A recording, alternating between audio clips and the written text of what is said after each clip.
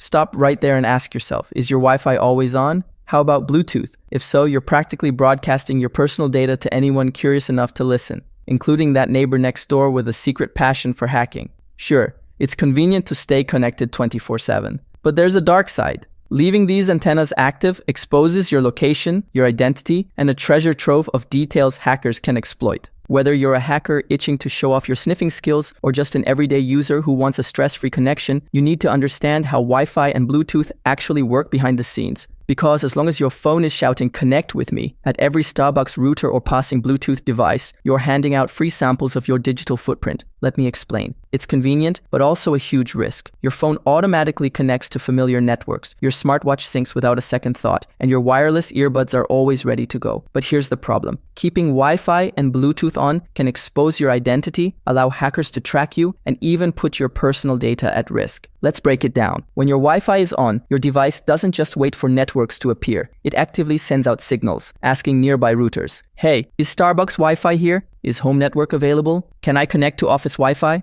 These are called probe requests, and they contain the names of Wi-Fi networks you've previously connected to. And guess what? Anyone with basic scanning tools such as Kismet, OG, Wireshark can intercept those requests and see where you've been. It could be a hacker, a data collector, even a business. Now, why does that matter? A hacker could set up a fake network with the same name as your saved Wi-Fi, tricking your phone into connecting automatically. Once that happens, they can see everything you do online, from login details to private messages. A data collector could track your movement patterns. If your phone is always searching for Jake's home Wi-Fi, they can figure out where you live. So how do you protect yourself? Go into your Wi-Fi settings and forget networks you don't use regularly. Turn off Wi-Fi when you're not using it to stop your phone from broadcasting these signals. And instead of use public Wi-Fi, use your cellular data to keep your connection more secure. Now, why do hackers love that you never turn off Bluetooth though? Even when you're not actively pairing with a device, your phone, smartwatch, or earbuds broadcasts Bluetooth signals. These include the name of your device, which for many people is something personal like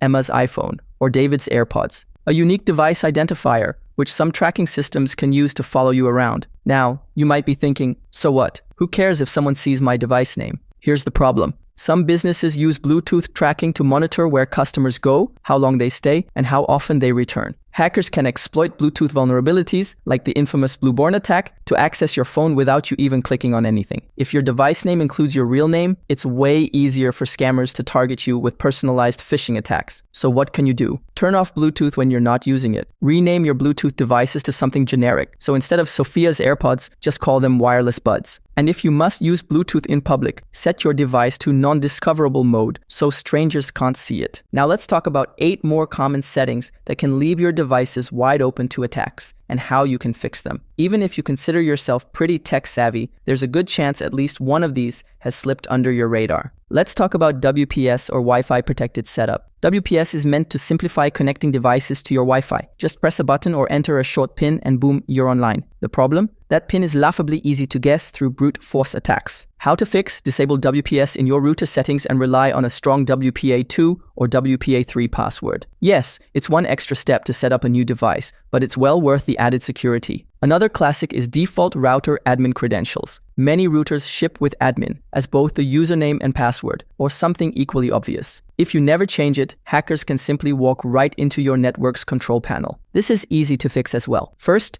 change the username if possible. Then create a strong password, something unique that you don't use anywhere else. If you can turn on two-factor authentication, even better. Then we have remote desktop services or remote management. Tools like Remote Desktop Protocol RDP, VNC, or TeamViewer are super handy if you need to access your computer from afar. But if they're left running 24/7 with weak or no passwords, attackers can brute force their way into your system. How to fix? Disable remote access when you're not actively using it. If you do need it, lock it down with strong credentials, two-factor authentication, or a VPN. It might take an extra minute to set up, but it's a small price to pay for peace of mind. Next on the list, autofill and password saving in web browsers. We've all been there. You're in a rush and letting your browser remember usernames, passwords, and credit card details feels so convenient. The downside is that if someone hijacks your device, even briefly, or injects malicious software, they can potentially grab all that stored information. How to fix? Turn off autofill for sensitive data and consider using a dedicated password manager. Password managers are designed with security in mind, encrypting your credentials so that even if someone gains device access, your logins remain locked down.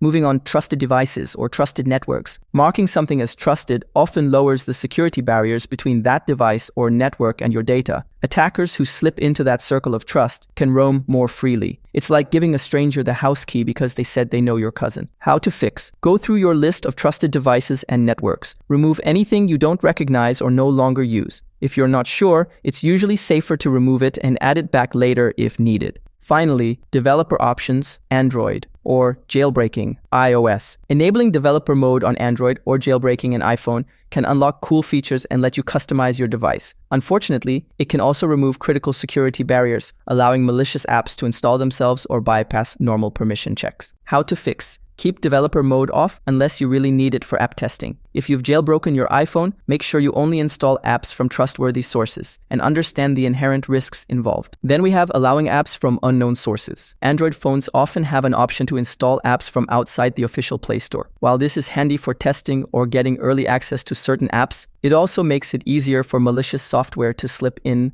undetected. How to fix. Keep the install unknown apps or unknown sources option switched off unless you have a very specific need, and even then, only enable it temporarily. Always download apps from trusted sources and check reviews before installing anything new. Don't forget publicly shared folders or network shares. If you've enabled file sharing to collaborate at home or work, you might be accidentally giving people, or malware, on your network access to sensitive documents. An open share is like a wide open door. No knocking required. How to fix. Limit folder sharing to specific password-protected accounts. Disable guest or anonymous access, and regularly review which folders and devices you have shared. If you're not actively sharing files, turn this feature off entirely. Staying safe online isn't about living in fear. It's about understanding where you might be exposed and taking smart steps to lock things down. So spend a few minutes toggling off unneeded features, updating your passwords, and reviewing who and what you've trusted. These small actions can make a world of difference when it comes to keeping your data and privacy intact. Stay vigilant, stay secure, and keep exploring the world of tech without giving hackers an open invitation.